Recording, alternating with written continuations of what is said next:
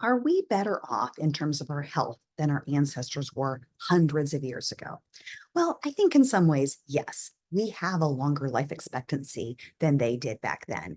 And much of that is attributed to reduced infant mortality, improved sanitation, and things like that.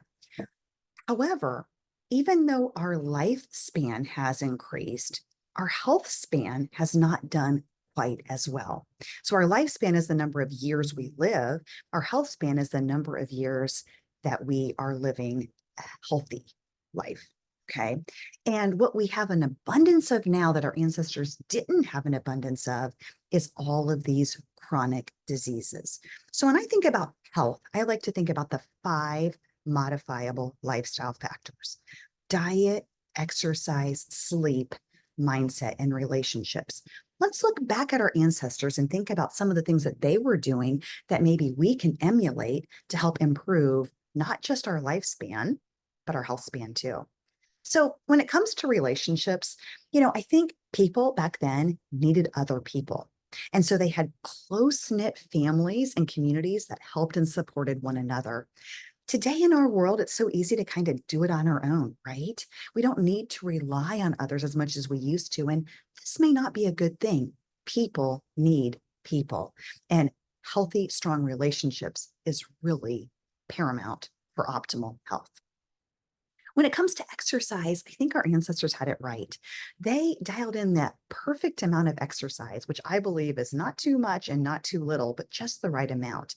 I don't think many of them had memberships of at Planet Fitness or even CrossFit gym, but they moved their body. It was part of their way of life. And they dialed it in really just perfectly many times when it comes to body movement. When it comes to sleep, it was easy to get high quality sleep because there was no artificial light, right? So, what is there to do after the sun sets except for go to sleep? And then when the sun rises, their bodies would naturally wake up with the morning light. They had a great circadian rhythm and probably got better sleep than we did, not just quantity of sleep, but quality of sleep also. When it comes to stress, I bet their lives were more stressful at times, but it seems like the stress was in spurts, bursts of very acute, high stress for survival, and then followed by periods of less intense stress. In today's modern world, we have to be keeping up with so many things: the emails, the social media, keeping up with the Joneses, so to speak. A lot of these things really create a lot of chronic daily stress for us, and our adrenals were not meant to handle this constant, unremitting stress. And when it comes to diet, they didn't have the option of these highly processed foods that are so tempting in today's society. They ate real food. And guess what? Real food is anti-inflammatory, and this processed food is very pro-inflammatory, and inflammation leads to disease.